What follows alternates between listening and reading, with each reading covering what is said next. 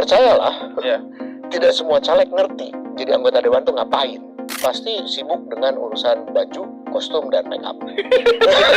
Tadi dijawab pakai Ultraman. Ada yang pakai kostum Ultraman ya. Iya. Pertanyaannya adalah orang berbondong-bondong ingin gabung ke pemerintah.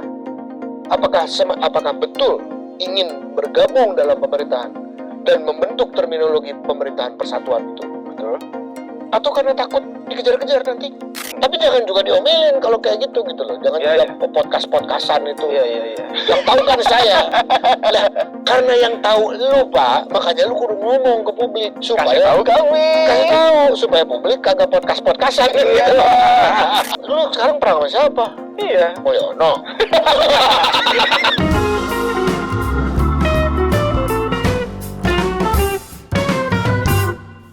Correct us if we're wrong. Iya. Um, Ini lagi tanggal yang bagus karena sebuah periode DPR, MPR, DPD, artinya parlemen baru saja berjalan. Yes.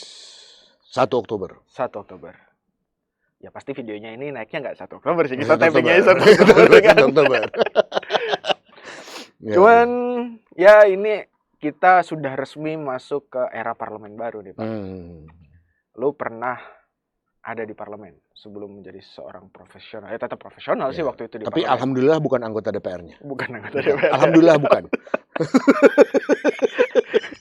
Meskipun orang Dukcapil salah kata lu ya. Nulis apa Iya. pekerjaan. Anggota DPR gimana? Nah ini Pak, lu yang pernah menjadi staf sus ketua DPR waktu itu di era Pak Agung Laksono. Betul. Apa sih Pak sebenarnya ketika pertama kali DPR ini dilantik? Ini kan dilantik nih, baru dilantik. Hari ini ada 580, nambah 5 orang dari periode sebelumnya. Ya. Ini itu yang mereka lakukan pasca dilantik tahu pulang kah? Ngapain Pak sebenarnya Pak? Yang pasti yang agak beda dari tahun 2024 ini, yang sepengamatan gue ya, ini adalah mungkin prosesi pelantikan anggota DPR yang mungkin paling ribet. Ya. Karena seminggu sebelum pelantikan mereka sudah dikarantina di 3 tempat. Mereka diinapkan, 580 orang ini diinapkan di Hotel Fairmont, di Hotel Ayana kalau nggak salah, dan di Shangri-La ya kalau nggak salah ya. Ini pertanyaan gue, kenapa hotelnya mewah semua? Hotelnya mewah banget, kenapa nggak di apa sih? Ya pakai yang Red Doors. Iya Red Doors. Ya nggak Red Doors banget, tapi ya minimal bintang 2. Bedanya gitu. San, kalau di hotel-hotel yang bagus-bagus itu masuk lo dites dulu. Apa ada bahan peledak apa nggak di kendaraan lo. Iya. Kalau di Red Doors kagak. Kalau di Red Doors kagak dicek gitu-gitu. Iya bener. Nah, jadi gue tadi lu ngomong tes, pikiran gue udah dites wawasan kebangsaan. Ternyata bom. Iya bener, safety soal safety. Ini kan orang-orang baru kan gitu. Tapi ya itu, yang beda adalah mereka dikarantina sedemikian lama, kemudian ada program juga outbound. Oh ada outbound ada di Puncak gitu. Dan ini adalah programnya KPU dan Lemhanas ya kalau nggak salah. Dan ini betul-betul ya boleh dibilang repot, panjang prosesnya. Seharusnya secara teoritis di atas kertas sudah bisa mempersiapkan paling tidak mindset para anggota DPR itulah ya tentang apa tugas mereka dan sebagainya. Karena percayalah, tidak semua caleg ngerti jadi anggota dewan tuh ngapain. Iya. Nggak ngerti, kebanyakan nggak ngerti. Kebanyakan mereka hanya tahu bahwa maju sebagai calon anggota legislatif itu merupakan bagian dari perjalanan karir berpolitik kepartaian ya. Dan itu nampaknya juga udah tercermin pas pemilu sih Pak. Karena banyak caleg-caleg itu yang kampanyenya seolah-olah mereka eksekutif. Seolah-olah mereka bangun jalan, ngasih makan gratis segala macam. Woi, itu bukan kerjaan lu. Kerjaan presiden. Itu kerjaan eksekutif, kerjaan presiden, kerjaan kepala daerah, bukan kerjaan lu gitu. Jadi wawasan tentang apa yang dilakukan oleh cabang pemerintahan negara legislatif ini mereka dibombardir lah gitu oleh berbagai informasi tentang itu. Begitu pula dengan wawasan kebangsaan. Di Lemhanas apa segala macam. Kalau dulu yang melakukan program-program pengenalan dan orientasi seperti itu tuh biasanya individual partai gitu. Nah, waktu tahun 2009 kebetulan gue pernah ada pengalaman tuh sama fraksi Partai Demokrat. Waktu itu Demokrat baru menang pemilu legislatif, Betul. jumlah kursinya paling banyak 148. Sangat signifikan. Sangat signifikan dan belum pernah ada yang mengalahkan jumlah itu kecuali PDIP di tahun 99. Oh iya. PDIP di tahun 99 itu ada sekitar 153 kursi kalau gua nggak salah ya. Dan rekor itu dikalahkan oleh rekor itu nomor 2-nya itu adalah oleh Demokrat. Dan bedanya adalah PDIP waktu itu belum proporsional terbuka. Belum proporsional terbuka, betul. Di Demokrat sudah proporsional terbuka. Sudah ada. Dan dan sampai hari ini sih belum pernah ada yang melampaui ya 148 ataupun 153. 153. Jadi kemarin PDIP 128 ya kalau gue nggak salah. Terus turun. Kemudian sekarang turun jadi 110. 110. Tapi yang menarik tadi pertanyaan lo tadi apa sih yang mereka lalui gitu ya. Yang pertama yang mereka lalui adalah pasti sibuk dengan urusan baju, kostum dan make up. Oh benar. Tadi aja ada yang pakai Ultraman. Ada yang pakai kostum Ultraman ya. Iya. Ini kepada saudara Jamaluddin Malik, saya sebagai warga negara, apapun niatan Anda, saya kecewa dengan tindakan dan perilaku Anda. Karena mudah-mudahan saya tidak nonton sepenuhnya acara pelantikan, tapi mudah-mudahan saudara Jamaluddin Malik tidak menggunakan kostum Ultraman itu di dalam ruang paripurna. Karena ruang paripurna itu adalah ruang yang sakral, sakral sebagai dalam hal kita sebagai negara ya. Karena itu adalah tempat di mana disitulah konstitusi dibuat, disitulah presiden dilantik, disitulah para anggota DPR juga dilantik. Jadi kalau jadi gue berharap, gue nggak tahu, gue nggak nonton upacaranya tadi, tapi mudah-mudahan protokol DPR bisa tegas, karena di dalam undangan itu harusnya ada tuh pakaiannya harus apa gitu, nggak disebutin tokoh komik kan, gitu. Boleh komik. Jadi, harus cosplay nggak ada tuh. Harus cosplay, jadi gue harap dia bisa mencopot bajunya, mudah-mudahan itu hanya untuk gimmick saja ketika dia datang, tapi tidak dalam konteks masuk ke ruangan paripurna. Tapi gue nggak tahu karena gue nggak mengikuti. Mungkin teman-teman bisa komentar di bawah kalau ada dia beneran nggak sih? Dia beneran nggak sih gitu ya. Atau ganti baju ya, alhamdulillah kalau dia ganti baju. Ya, harusnya begitu ya. Sukses lah untuk bikin gimmick gitu ya. Tapi ya itu tadi yang mereka lakukan, kita tahu bahwa ada sidang sementara ya, yang dipimpin oleh ketua pimpinan sementara DPR dan MPR, DPD, semuanya itu disimbolkan lewat pimpinan termuda dan tertua. Dan yang tertuanya yang biasanya pegang palu sidang. Oh, dulu Cepopong tuh. Dulu Cepopong. Yang paling fenomenal. Di mana paluna eueuh? Ya hilang paluna di mana? Karena ribut kan. Iya. Gitu. Dan keributan itu terjadi waktu zaman Cepopong itu kedua. Karena yang pertama itu dulu waktu zamannya Agung Laksono. Iya. Itu pernah ada juga, tapi tidak dalam pertama-tama DPR itu bersidang ya. Kalau tidak salah itu atas suatu pembahasan tertentu yang memang panas, dan Pak Agung Laksono pada saat itu bukan pimpinan sidang sementara, beliau sudah jadi ketua DPR pada saat itu. Tapi yang kita bicarakan adalah tentang pelantikan tadi. Pelantikan. Tapi ada satu nih San yang menurut gue kita nggak boleh lupa. Apa tuh? Dan ini hanya terjadi setiap 5 tahun. Bahwa pelantikan anggota DPR itu adalah tepat di 1 Oktober di Hari Kesaktian Pancasila. Oke. Jadi ada prosesi di mana para anggota DPR yang akan dilantik di pagi harinya tanggal 1 itu malam harinya mereka berkunjung ziarah ke Taman Makam Pahlawan. Oke.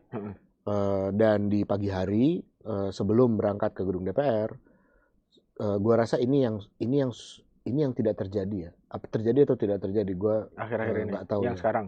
Yang ya sejak gue lupa ya. Tapi yang pasti mereka berkunjung juga ke Lubang Buaya. Oke. Jadi ada prosesi seperti itu. Nah prosesi ini adalah prosesi sakral di mana para anggota DPR RI ya. Tentunya yang level nasional itu diingatkan bahwa siklus kepemimpinan, siklus keanggotaan DPR di 5 tahun sekali itu berdiri di hari di mana Kesaktian Pancasila. Hari Kesaktian Pancasila. Pagi hari di mana lo bisa bayangin ya, 59 tahun yang lalu, tahun ini 2024, Oktober 2024, di pagi hari ketika mereka dilantik, di pagi hari itu keluarga para pahlawan revolusi di jam-jam pagi hari itu, di jam-jam yang mereka bingung apa yang terjadi dengan ayah mereka, apa yang terjadi dengan Pierre Tendian, di jam-jam yang mereka masih mencari informasi tentang kenapa Pak MT Haryono bersimbah darah di kamarnya dan seterusnya. Ya, setiap korban G30S itu. Ade Irma Suryani yang masih kecil. Ade Irma Suryani baru saja masuk ke rumah sakit di jam-jam itu. Dan di jam-jam itulah mereka dilantik. Jadi kalau para anggota dewan memiliki kesadaran sejarah yang tinggi, satu ya harusnya tidak ada aksi Ultraman. Karena itu harus dihormati. Betul.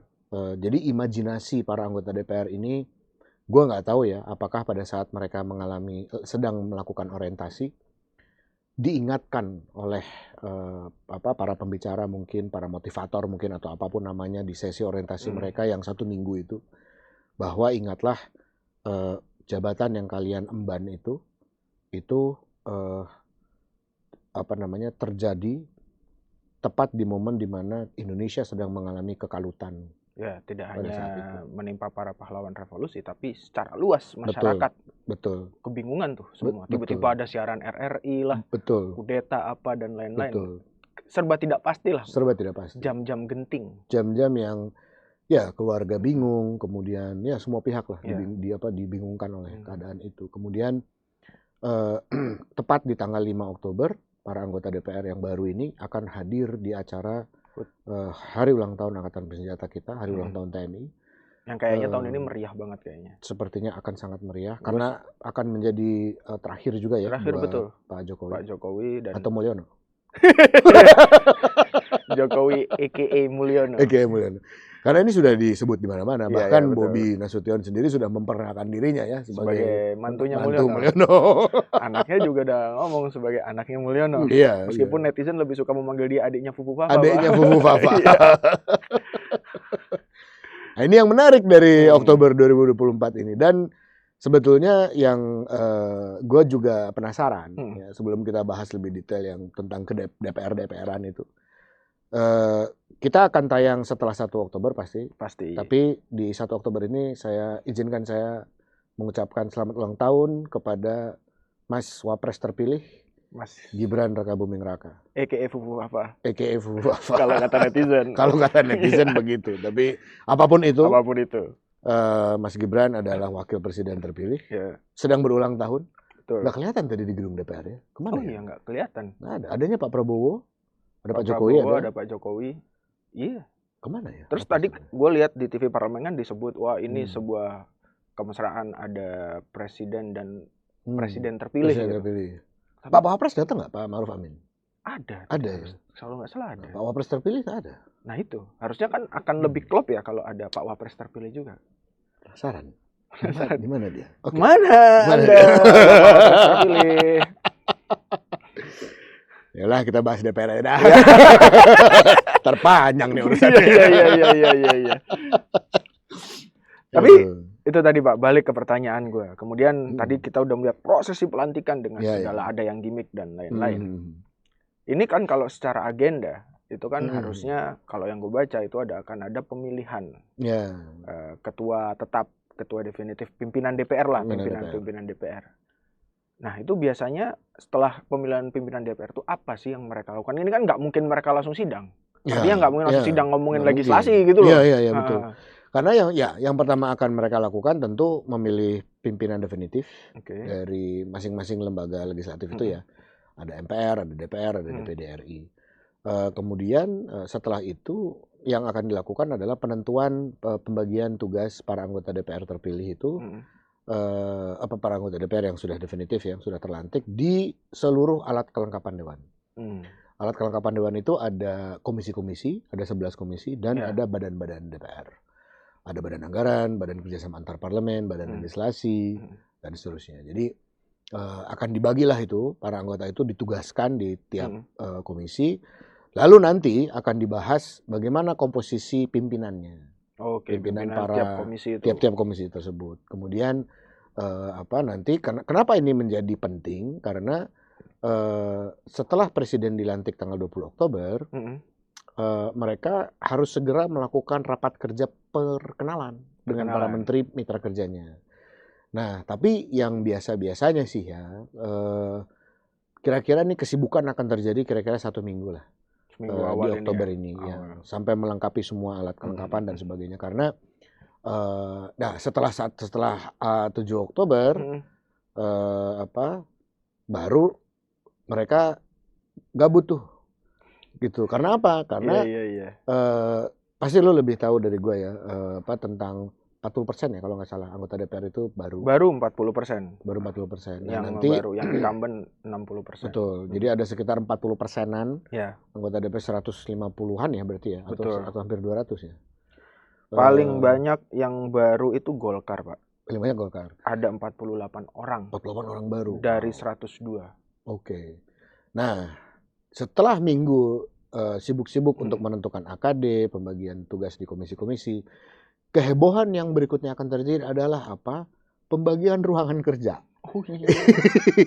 Itu geser-geseran tuh. Geser-geseran. Siapa ini? Golkar di lantai berapa? PDIP kan berkurang banyak. Yang kosongnya nanti mau diisi sama yang mana gitu. Karena ada yang naik nih. Iya benar gitu nih kan. Anggaran renovasi di 3 bulan pertama ini. Wah itu luar biasa. Itu gue pengen jadi vendornya tuh. Yang punya perusahaan desain interior silakan lah main-main Kak. DPR. Betul. Nah ini akan terjadi nih. Nah, nanti biasanya tuh kalau misalnya ini kan kita dengar ya katanya komisi DPR, komisi-komisi di DPR juga akan disesuaikan dengan jumlah kementerian dan sebagainya. Wacana ini sebetulnya pernah ada, wacana lama sekali tahun 2009 ya, bahwa ada wacana komisi-komisi akan dipecah-pecah gitu. Kalau nggak salah pernah dipecah juga. Di 2009 itulah terjadi pemecahan. Kalau nggak salah dulu itu hanya ada 10 komisi, lalu kemudian 11. Jadi gitu. 11, betul. Nah sekarang apakah nanti akan dipecah lagi? Gua nggak tahu nih arahnya kemana. Tapi yang pasti ada konsekuensi dari penambahan jumlah kementerian kayaknya. Betul. Nah tetapi begini, tambah kurangnya kementerian itu juga bergantung dari bagaimana DPR akan menyikapinya. Oh betul. Karena begini, contoh ya, ada kementerian yang waktu 2014 itu baru saja digabungkan antara Kementerian Lingkungan Hidup dan Kementerian Kehutanan. Iya. Dulu Kementerian Lingkungan Hidup itu mitranya Komisi 7. Lalu Kementerian Kehutanan itu mitranya Komisi 4. Nah, ketika digabung 7 dan 4 rebutan. Jadi rekan kerja siapa nih? Mitranya yang mana? Kenapa mereka rebutan? Karena tiap-tiap kementerian itu kan punya nilai strategis. Betul. Bagi partai-partai politik ada nilai strategisnya. Apa nilai strategisnya? Pertama, program. Kedua, besaran anggaran. Nah, itu pasti kemudian dibahas dan dijadikan perebutan. Betul. Perebutan itu dalam arti bukan perebutan duitnya ya, tapi perebutan kewenangan bahwa karena begini, secara psikologis politik bicara tentang otoritas yang memegang otoritas atas sesuatu itu pasti punya aspek psikologis yang cukup besar gitu. Ada ego lah kira-kira gitu. Jadi kalau digabung berarti harusnya keempat dong gitu. Karena apa? Hutan dan lingkungan itu satu kesatuan gitu. Lalu 7 bilang loh nggak bisa, hutan dan lingkungan itu harusnya di 7 asalnya Kementerian Lingkungan Hidup. Karena apa? Karena di situ ada kebijakan energi. Oh iya. Sumber-sumber energi di Indonesia dan tambang, mana ada yang tidak ada di atas hutan? Ini udah kayak ayam sama telur. Ya, debat kusir lah itu. Ya, semuanya itu terjadi untuk mendapatkan dalam tanda kutip ya, hak atas fungsi-fungsi DPR yang 3 itu. Fungsi pengawasan, fungsi legislasi, fungsi pengawasan dan fungsi anggaran. Dan ada fungsi representasi. Betul. Ini yang penting juga. Yaitu apa fungsi representasi itu? Mungkin suatu saat kita akan bahas dalam satu sesi tersendiri. Tetapi bentuk atau materi dari fungsi representasi itu biasanya itu dilarikan ke program kemitraan antara komisi-komisi di DPR dengan mitranya di pemerintah, yaitu kementerian-kementerian itu. Jadi begitulah kira-kira seminggu pertama. Artinya kan semakin banyak mitranya di satu komisi. Iya. fungsi representasinya juga semakin banyak. Betul. Oh, sama ada satu lagi, San. Apa? Setelah seminggu nih, biasanya banyak anggota DPR ini entah itu mereka umroh, pergi ziarah, banyak-banyak ibadah. Kenapa? Karena biasanya sumber perekrutan menteri itu datangnya dari DPR. Iya, benar. Maka berlomba-lomba lah mereka beribadah supaya diangkat jadi menteri. Doanya spesifik. Doanya spesifik. Setelah DPR, ya Allah, mudah-mudahan saya jadi menteri. Apalagi kalau dia udah ditempatkan di komisi tertentu ya, misalkan komisi 7, ya Allah, menteri KLHK. Menteri KLHK. Apalagi jumlah menteri dan wakil menteri ditambah nih kan. Wah, mereka berdoa tuh semua tuh kepada Pak Prabowo, pada Allah Subhanahu wa taala, Tuhan Yang Maha Esa, Pak agar Prabowo. dibukakan hati Pak Prabowo untuk memilih dia gitu ya. Jadi anggota DPR yang berharap jadi menteri biasanya ada 3 lapis tuh pembukaan awal doanya. Ini menarik nih. Iya, Allah Subhanahu wa taala, Tuhan Yang Maha Esa, Prabowo yang akan memimpin kuasa. Berlapis-lapis. Mohon dibukakan mata hatinya, mata batinnya untuk melihat CV saya. Dan itu kan ya emang pendek sih setelah mereka menyelesaikan tugas-tugas awal di DPR untuk membentuk alat kelengkapan dewan. Betul. Berapa hari kemudian atau berapa minggu kemudian udah pelantikan presiden. Dan ibadah itu akan semakin getol saat 15 Oktober. Karena apa? Karena menurut siapa yang memberikan keterangan ya, Sufi Dasko Ahmad ya kalau nggak salah, atau Ahmad Muzani, bahwa kalau tidak ada halangan tanggal 15 Oktober akan diumumkan nomenklatur dan postur kementerian. Nah, ketahuan tuh nanti, San. Ada menteri apa berapa aja Menko, nih, berapa segala macam kan. Oh, makin kenceng tuh ibadahnya tuh. Karena makin jelas hilalnya. Makin jelas hilalnya. Oh, berarti ini ada bener nih, ada 44 gitu kan. Lalu kalau diumumkan tiap-tiap menteri punya 2 wakil menteri, makin kencang lagi tuh nanti ibadahnya tuh. Nah ini nih, kalau ngomongin kementerian kan para anggota DPR ini hanya bisa berdoa karena itu hak prerogatif presiden. Betul. Tapi ada, Pak. Dan wakil presiden juga. Oh iya, dan wakil presiden. Jangan lupa. Ya karena di yang baru kan mereka satu kesatuan sih. Betul. Itu. Duit tunggal. Nah masalahnya ini, ada yang bisa diperebutkan langsung oleh anggota DPR sebetulnya, tanpa harus berharap atau berdoa demi hak prerogatif presiden dan wakil presiden memihak mereka. Ya tentu saja posisi-posisi pimpinan alat kelengkapan dewan. Oh pasti ya, betul, strategis. Betul. Nah ini kalau gua ngelihat gitu ya, kalau di kayak misalkan di 2019 2024 itu kan kemudian jadi rata. Rata itu artinya begini, PDIP sebagai pimpinan pemenang pemilu, selain mendapatkan ketua DPR, itu banyak dapat pimpinan komisi, pimpinan AKD. Dan format di setiap komisi, ya rata-rata partai 5 besar itu aja pimpinannya.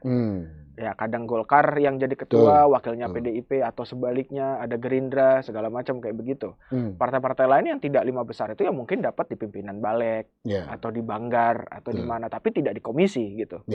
Yang waktu itu gua kurang terlalu tahu bagaimana proses itu untuk ininya segala macam. Tapi politik dagang sapinya gimana sih? Nah, politik dagang sapinya itu gimana sih gitu. Tapi kalau ngelihat itu kan ya sesuai UMD 3 aja gitu loh. Kelihatannya cuma diacak-acak kemudian di ininya gitu kan. Tapi karena selalu 5 besar itu dipimpin komisi kan tidak ada yang berubah dari UMD 3 itu. Nah, apakah menurut lo itu akan dilanjutkan atau sebenarnya sebelum itu ada pola lain, Pak, untuk menentukan hal kayak gitu? Iya, waktu ini topik yang sangat menarik ya. Kalau ada yang berani membahas ini, melacak kembali ke belakang, dilihat pas reformasi setidaknya di sejak 99, ini akan jadi, gua nggak tahu apakah cocoknya itu disertasi atau tesis. Tesis atau disertasi gitu ya. Karena ini adalah ilmu politik yang politik dagang sapi tadi itu ternyata sangat matematis, sangat kalkulatif. Nah, momentum politik dagang sapi yang matematis tadi itu terjadi sepanjang sepengetahuan gue, dan ini mungkin nggak banyak juga yang mengekspos ya. Terjadi sejak 2004 yang pasti. Karena pada saat itu semua fraksi itu kebingungan dan terjadilah deadlock. Bagaimana menentukan ada 10 komisi pada saat itu di DPR. Siapa yang berhak untuk jadi pimpinan komisi 1, 2, 3 dan seterusnya. Nah, ditemukanlah suatu rumusan yang sangat matematis. Lalu itu berlanjut di 2009. Nah, di 2014 itu tidak terjadi. Iya, 2009 kemudian 2014. 9? Iya, 9 ke 14. 2014. 2014 itu tidak terjadi karena waktu itu ada rumus sapu jagat. Rumus sapu jagat. Yaitu koalisi merah putihnya Pak Prabowo Hatta pada saat itu. Yang mayoritas di parlemen. Yang mayoritas di parlemen itu sudah mengunci. Maka undang-undang MD3 itu diganti pada saat itu. Makanya PDI Perjuangan sebagai pemenang Betul. pemilu waktu itu tidak mendapatkan porsi di pimpinan. Betul. Nah, waktu Dewan. 2004 yang terjadi adalah di sidang DPR ini dibagi 2 koalisi. Ada koalisi kebangsaan, ada koalisi kerakyatan. Koalisi kebangsaan itu paket koalisi kebangsaan dan koalisi kerakyatan ini di voting. Nah, di voting dan yang menang adalah koalisi kebangsaannya Pak Agung Laksono pada saat itu. Nah, di 2009 keluarlah ketentuan tentang bahwa partai pemenang dan berurutan itu berhak untuk mendapatkan posisi ketua dan para wakil-wakil ketua DPR. 2014, inilah sapu jagat. 2014 ketentuan Undang-Undang MD3 yang menentukan bahwa pimpinan DPR, ketua dan para wakil ketua di bawahnya ditentukan dari urut perolehan kursi. Itu disapu bersih oleh KMP, oleh Koalisi Merah Putih. Itu mirip koalisi kebangsaan dulu menyapu bersih juga. Kalau dulu di voting. Oh, di voting jadinya. Ya. Dan pada saat itu ada partai yang main di 2 sisi. Mainin di sehingga 2 kaki. Imbang. Iya. Sehingga perdebatan jadi votingnya seru. Karena apa? Karena tahun 2004 di koalisi kebangsaan yang mewakili PKB itu ada 2 orang. Di kebangsaan 1, di kerakyatan 1. Di kebangsaan ada Pak Muhaimin. Di kerakyatan ada Ali Mazhur Musa kalau nggak salah. Oh, ada Cak Ali Mazhur Musa, ya. Nah, itu menarik gitu. Jadi PKB itu menjadi penentu. Iya. Orang PKB yang pilih Muhaimin Iskandar itu udah pasti orangnya Muhaimin lah. Iya. Atau apakah PKB atau malah tidak ada segregasi itu, kita nggak tahu. Ya itu cerdik dan cermatnya PKB saja. Kekancilan punya dua kaki lah. Gitu. Jadi belum tentu ya yang mau milih Ali Mazhur silahkan, yang mau milih Caimin boleh gitu ya, nggak ada kaitannya dengan blok siapa. Ini hanya strategi politik PKB pada saat itu ya. Nah, 2014 disapu jagat, sapu bersih oleh KMP, bahkan pada saat itu partai politik pemenang pemilu tidak mendapatkan porsi sebagai ketua DPR. Betul. Dan di pimpinan nggak ada. Di pimpinan seluruh alat kelengkapan dewan. Koalisinya Jokowi JK pada saat itu tidak punya satupun wakil ketua komisi pun tidak ada. Karena sudah disapu bersih dan itu menjadi satu paket. Ini kalau pakai bahasa jalanannya dibikin pincang sejak awal. Karena apa? Karena menurut gue ya, KMP itu dari awal udah tahu. Jokowi ini akan menang. Gitu. Jadi udah kelihatan lah ya. Udah kelihatan, populer sekali kan. Media darling dan sebagainya. Peristiwa GOT itu berubah menjadi dari gorong-gorong. Dari jatuh ke gorong-gorong dan naik ke presiden itu. Iya. Jadi kalau ada orang-orang yang mencari pulung kekuasaan sampai ke gunung mana. Turun dulu ke gorong-gorong. Harus ya. Pulung itu ada di gorong-gorong. Pulungnya ada di gorong-gorong. Naik gunung. Jimatnya ada di situ. Ternyata.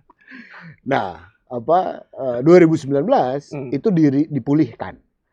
Logika, menurut gue itu logika yang pas ya. Karena ya sudah harusnya, sepatutnya, sewajarnya, sebaiknya partai pemenang pemilu yang kursinya banyak itu harus memimpin Dewan Perwakilan Rakyat. Karena itu simbolisasi dari jumlah kemenangan suara terbesar dan kursi terbanyak tentunya gitu. Jadi dia memegang aspirasi paling banyak nih, representasi dipulihkanlah itu. Jadi logika politik kita disimbolkan lewat instrumen yang masuk akal, wajar gitu. Dan itu di periode untuk 2014 2024-2029 ini kan sempat at stake tuh, sempat mau dirubah katanya. Tapi mudah-mudahan ini tanggal 1 Oktober jam sore ini, mudah-mudahan logika itu masih tetap terpelihara. Jadi ini gue nggak peduli PDIP kah siapakah, yang paling banyak suara itulah yang harus jadi pimpinan DPR. Dan nomor 2 akan menjadi wakil dan 3 dan seterusnya. Sampai 5 ya, ada 5.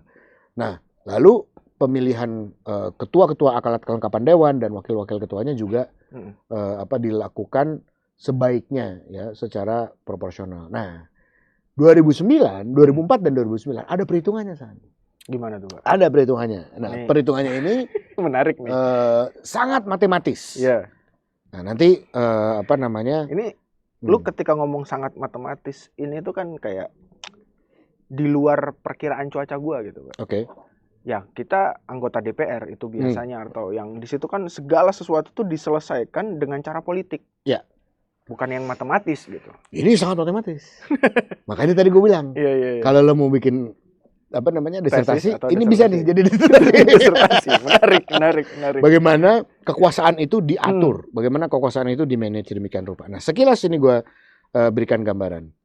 Jadi basisnya itu adalah pembagian secara proporsional jumlah anggota dan jumlah posisi pimpinan alat kelengkapan dewan. Ya. Waktu itu, jadi faktor pembaginya itu jumlah posisi ya? Jumlah anggota dewan dan jumlah posisi yang akan ditempati oleh para anggota dewan ini. Oke. Ya, berdasarkan fraksi-fraksi yang ada. Kebetulan tahun 2009 gue ada sedikit cerita pandangan mata langsung gitu ya. Bagaimana waktu itu fraksi Demokrat ya mengambil knowledge dari 2004. Oke. Dan di sini harus gue sampaikan bahwa yang membangun skema ini adalah Pak Andi Matalata dari fraksi Golkar pada saat itu tahun 2004 ya, yang mencoba untuk memecah kebuntuan atau deadlock dari para fraksi-fraksi untuk bisa mendapatkan porsi pimpinan alat kelengkapan. Nah, caranya adalah begini, anggota DPR pada saat itu jumlahnya masih 560. Oke. Hari ini sudah 580. Udah nambah 20 ya. Betul. Pimpinan MPR waktu itu ada 4. Kalau yang kemarin pimpinan DPR kan ada 9. Oh iya. Ya kan? Banyak sekali tuh. Semua fraksi punya wakil di Majelis Perwakilan Rakyat. Permusyawaratan Rakyat. Nah, waktu itu pimpinan MPR masih 4. 1 ketua dan 3 ketua. Pimpinan DPR itu ada 1 ketua, 3 wakil ketua. 4 wakil ketua. Oh, iya. Ada 5 unsur waktu itu. Lalu ada yang namanya Badan Urusan Rumah Tangga. Oke. Yang pada saat itu ditentukan oleh undang-undang, ketua undang-undang MD3, kepala BURT, Badan Urusan Rumah Tangga, ini dijabat secara ex officio oleh ketua DPR. Oh gitu dulu itu. Pada saat itu seperti itu. Kenapa? Karena dipikir pada saat itu ada kebutuhan agar pengaturan internal rumah tangga DPR, pengaturan rumah tangga DPR itu artinya hal-hal yang sifatnya kaitannya dengan infrastruktur DPR, itu jangan dipisah kepalanya. Harus satu dengan ketua.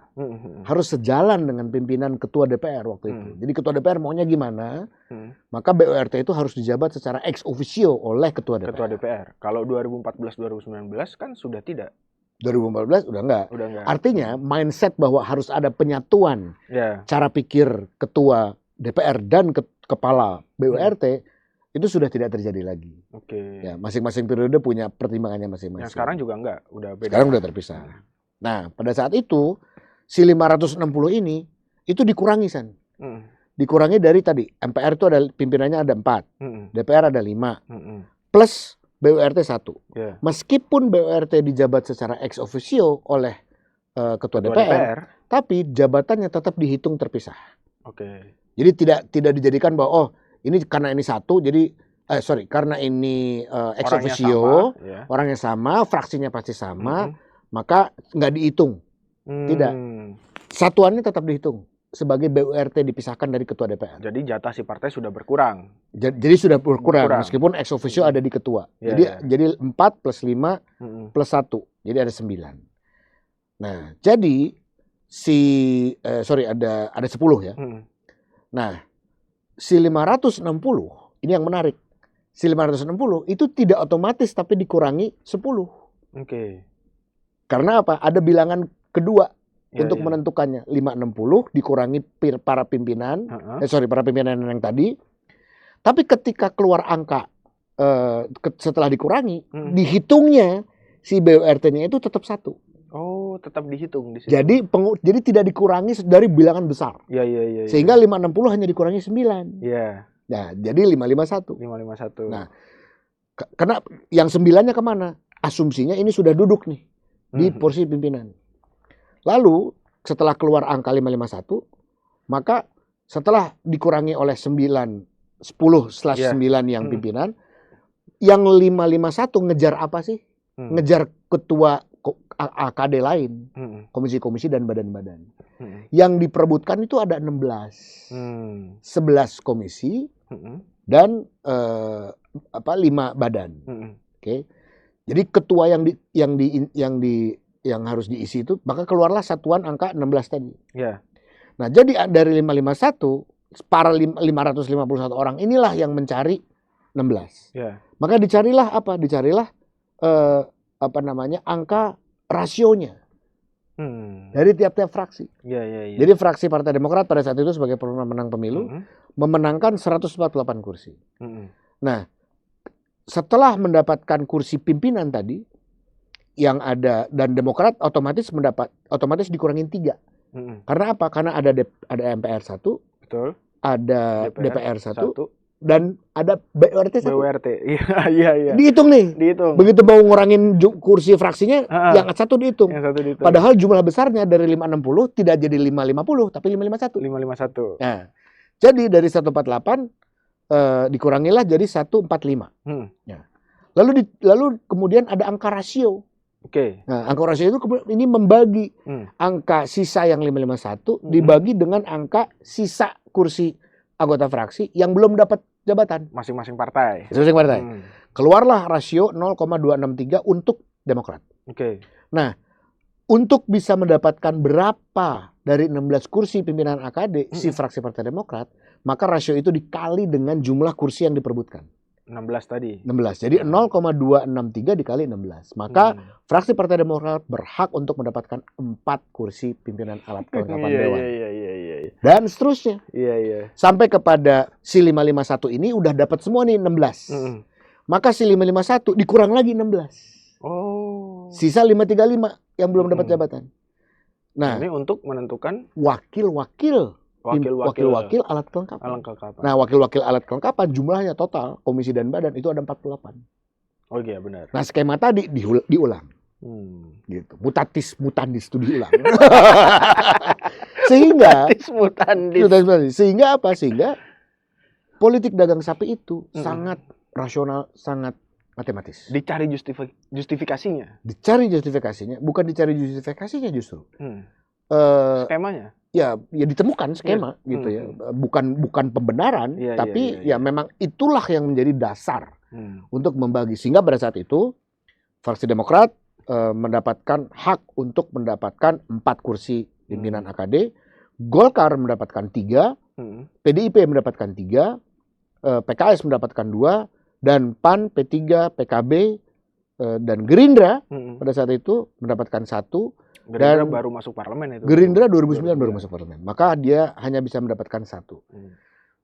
Nah, begitu San. Jadi sangat matematis, ada bilangan-bilangan rasio yang dikali dan sebagainya.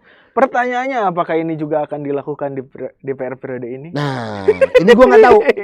Kenapa gue bisa ngomong detail? Karena gue terlibat pada saat itu. Di belakang layar ya. Jauh di belakang layar lah gitu. Tapi in my opinion Pak ya, yang kayak gini tuh penting untuk dilakukan lagi di periode 2024-2029. Makanya lo harus bikin disertasi tentang ini. Iya. Boleh juga. Tapi setidaknya nih kalau ada anggota-anggota DPR hari ini, fraksi-fraksi yang nonton, ini menurut gua nih, ini sangat penting untuk mereka lakukan. Ya. Kenapa? Terutama nih, misalkan kalau kita ngelihat komposisi hari ini gitu kan, ini kan kayaknya DPR ini juga akan lebih dinamis daripada yang sebelumnya gitu. Kalau yang sebelumnya oposisi yang muncul itu adalah dalam bahasa kebanyakan akademisi dan gue juga mengamini itu adalah oposisi yang hanya kontingen. Artinya karena nggak diajak masuk parlemen, nggak masuk kabinet aja gitu, akhirnya jadi oposisi dan akhirnya mereka juga nggak efektif gitu jadi oposisi di parlemennya gitu.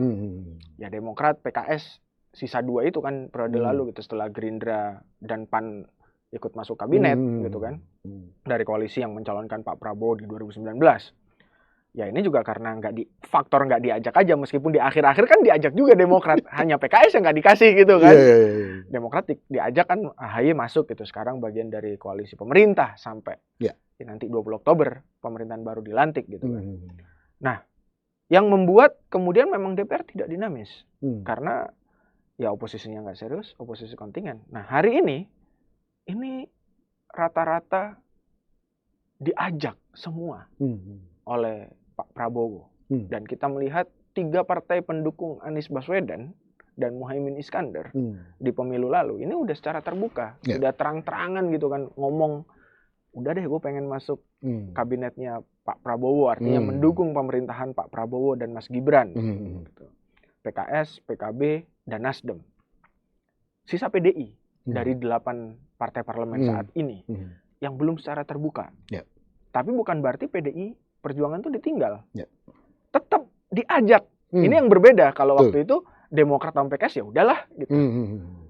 Ditinggal aja. Bahasanya kan secara tidak langsung begitu kan. Ditinggal aja gitu. Nanti mau masuk di pertengahan atau di akhir ya udah gitu, ditinggal. Tapi ini enggak, tetap ada upaya-upaya. Kayak gue ngeliat baca di berita, Puan Maharani itu mengatakan ada kemungkinan Prabowo dengan Megawati akan ketemu, akan ada deal-deal politik mungkin, atau kerjasama politik. Dan kita tahu Bu Mega dan Pak Prabowo ini nggak ada konflik pribadi. Nggak kayak misalkan Bu Mega dengan Pak SBY yang bertahun-tahun katanya ada masalah politik gitu di antara mereka. Atau mungkin Bu Mega dengan Pak Mulyono belakangan ini gitu kan. Tapi Mulyono ini jadi the word of the year ya ini 2024 ini. Buzzword. Jadi ya itu nggak ada masalah ya, Bu Mega dengan Pak Prabowo pernah berpasangan di 2009 dan likely juga akan bisa menjalin kerjasama politik. Whether itu PDI Perjuangan akan masuk ke kabinet dapat jatah menteri atau PDI Perjuangan tanpa jatah menteri tapi mungkin melapis di parlemen. Artinya secara status quo di parlemen PDI Perjuangan seperti partai koalisi dalam konteks memuluskan agenda-agenda strategisnya pemerintahannya Pak Prabowo. Kecuali agenda-agenda sendirinya PDI Perjuangan gitu yang akan mereka golkan lewat parlemen ya, tentu demi konstituen ya. Ini gue melihat dengan tidak adanya oposisi yang kontingen, semua diajak, ini justru akan lebih dinamis daripada ada oposisi tapi oposisi-oposisian. Betul. Kenapa begitu? Karena DPR itu akan jadi lahan pertarungan benar-benar. Kenapa? Gini aja, simple. Posisi mereka gimana pun nanti di kabinet itu akan kemudian ditarik sepertinya akan ditentukan oleh bagaimana kiprah fraksinya di DPR. Akan terjadi semacam pertarungan semacam itu. Siapa yang akan kelihatan tidak memuluskan agenda strategis pemerintah di parlemen dan lain-lain, itu kemungkinan akan digeser di kabinet. Ada potensi ke situ. Semacam itu. Sementara partai-partai yang hari ini atau nanti gitu diajak Pak Prabowo dan dikasih jatah menteri, gue yakin tidak semuanya puas dengan posisinya. Karena betul. Saking banyaknya partai, Pak. Saking banyaknya partai. Betul. Dan akhirnya mereka juga akan bermanuver balik lewat parlemen. Bagaimana untuk meminta Pak Prabowo ngasih lebih. Sangat dinamis tuh tarik menariknya nanti di DPR. Betul. Dan gini juga, gue sebagai pribadi ya sangat mengharapkan apa yang disampaikan Ibu Mega tentang bentuk oposisi dan koalisi. Dan beliau itu beliau itu konsisten dengan pandangan dan sikapnya beliau. Konsisten atas pandangan lalu tercermin dalam sikapnya, yaitu tentang pilihan kata yang Ibu Megawati pilih untuk menentukan istilah dukungan kepada capres. Beliau menggunakan kata kerjasama politik, bukan koalisi. Karena ada karena ada konsekuensi dari pemilihan kata koalisi. Koalisi dan kerjasama politik. Kalau ada kata-kata koalisi, maka akan ada konsekuensi logisnya, ada kata-kata oposisi. Betul. Sementara koalisi dan oposisi itu tidak dikenal di dalam sistem pemerintahan kita. Nah, tapi gue ada dua hal yang menggelitik kan. Apa tuh? Terkait dengan koalisi oposisi ini. Yang pertama adalah, apakah partai, kalau menggunakan istilah koalisi, apakah partai koalisi itu artinya tidak bisa mengkritik pemerintah? Harusnya sih bisa ya. Harusnya tetap bisa. Dan prakteknya yang terjadi, coba lihatlah Ibu Anita dari fraksi Partai Demokrat di Komisi 10 beberapa bulan yang lalu. Betul. Nadiem Makarim diulek abis-abisan. Asli. Ini istilah diulek ini bisa ambigu nih karena diulek. Dikritik oleh Ibu Anita. Ya. Gue lupa ya, Pak AHY itu udah masuk belum waktu itu ya? Udah harusnya. Udah masuk ya? Udah masuk ya? Udah berapa bulan kok? Udah berapa bulan ya? Ya, artinya itu terjadi. Dan oke lah. Kalau lupa inget nih ya, AHY itu udah jadi bagian dari pemerintah atau belum. Cari yang udah pasti bagian dari pemerintah deh, Golkar. Iya. Yang namanya Ibu Dewi Asmara, Komisi 9. Ngulek siapa lagi nih, Pak? BGS. Tanggung. Ngeritiknya BGS. Itu partai jelas-jelas koalisi kan. Iya. Artinya apa? Artinya apa yang disampaikan Bu Mega memang kontekstual. Nggak ada oposisi dan koalisi sebetulnya. Lah wong koalisi aja bisa ngulek pemerintah. Betul. Sesamanya bisa diulek kok gitu. Dan kritiknya itu, posisi kritiknya itu tajam sekali loh. Betul. Kepada sang menteri. Gue pernah punya pengalaman. Pernah membantu seorang menteri, Mas Wisnu Tama, di Komisi 10. Kalau ada anggota DPR yang tidak setuju, padahal partai pendukung, diulek aja Mas Tama. Iya. Diulek di rapat kerja itu, dikritis ya bisa-bisa. Pada saat tracker, pada saat rapat dengan eselon 1, itu habis-habisan juga gitu. Artinya DPR kita masih menjalankan fungsi itu. Betul. Nah, kemudian yang menggelitik kedua adalah ini berbondong-bondong pengen gabung. Iya. Apalah namanya, koalisi atau apalah. Iya. Berbondong-bondong ingin gabung ini, gue menimbulkan pertanyaan. Gimana? Ini berbondong-bondong ingin gabung ini sebetulnya bener-beneran pengen gabung. Jadi tidak terbentuk oposisi itu. Iya. Apa karena takut nggak kebagian jatah menteri atau nggak kebagian jatah yang lain-lain. Atau kalau jadi oposisi takut dikejar-kejar sama aparat hukum. Antara dua hal itu. Dua hal ini nih. Karena apa? Inilah yang terjadi pada rezim sebelumnya. Iya. Rezim bapaknya Wapres terpilih. Iya. Diasumsikan seperti itu karena banyak sekali orang yang mengatakan bahwa APH, aparat penegak hukum, itu betul-betul digunakan oleh kekuasaan untuk ngehajar lawan-lawan politiknya. Betul. Maka pertanyaannya adalah orang berbondong-bondong ingin gabung ke pemerintah, apakah betul ingin bergabung dalam pemerintahan dan membentuk terminologi pemerintahan persatuan itu? Betul. Atau karena takut dikejar-kejar nanti? Jadi ini belum clear nih. Karena dua-duanya ada kemungkinan. Dan itu akan konsekuensi balik lagi dinamika di DPR. Yang betul. Itu cocok seperti yang lo bilang tadi. Iya. Jadi ini malah menjadi, ketika tidak ada batasan ya, koalisi dan oposisi itu, ini justru semakin rumit. Betul. Kayak misalkan yang terjadi adalah asumsi lo yang pertama tadi gitu kan, bahwa partai koalisi, kalau so-called koalisi lah, kita menyebutnya demikian, katakanlah demikian, koalisi gitu ya, tetap bisa mengkritisi pemerintah dari DPR, itu juga akan yang, kalau bahasa gua, menjadi alat untuk mereka dapat space lebih banyak di kabinet. Akhirnya makin tidak ada yang bisa dikontrol kecuali koalisi inti atau partai intinya Pak Prabowo. Betul. Yaitu Gerindra. Oleh karena itu, dari awal gua penasaran. Ada tim sinkronisasi, ada tim transisi, apalah namanya. Kok partai-partai lain nggak ada kelihatan ya? Bener. Kok yang kelihatan, mohon maaf nih, hanya ada Profesor Burhanuddin Abdullah. Betul. Yang lain mana? Katanya ada ikut-ikutan, ada pokja-pokja, apalah satgas-satgas ini itu. Tapi tidak terlihat di publik. Betul. Jadi kesatuan koalisi pengusung ya Prabowo Gibran. Ini kayak Gerindra sentris. Gerindra sentris sekali. kalau di tempatnya Prof. Burhanuddin, gue mendengar ya, ada orang-orang dari partai-partai lain juga ikut bergabung. Tapi kalau di tim sinkronisasi, nggak ada tuh. Yang ada di bawahnya Pak Dasko, ada Pak Muzani, ada Pak Juwandono Brothers. Ya dari pentolan-pentolannya aja. Pentolan-pentolannya Gerindra aja. Jadi apakah bedanya transisi dan sinkronisasi? Sampai sekarang kan kita juga nggak tahu. Betul. Puncaknya ada di pengangkatan Thomas Juwandono sebagai Wakil Menteri Keuangan. Ada Wakil Menteri Pertanian. Ada Wakil Menteri Pertanian dari sisi sinkronisasi. Iya. Dari sisi transisi apa? Wawancara para calon menteri. Gua nggak tahu juga. Nah, kita pernah angkat juga kan di sini bahwa transparansi itu penting. Jadi jangan membiarkan publik itu beranalisa sendiri, cocokologi masing-masing.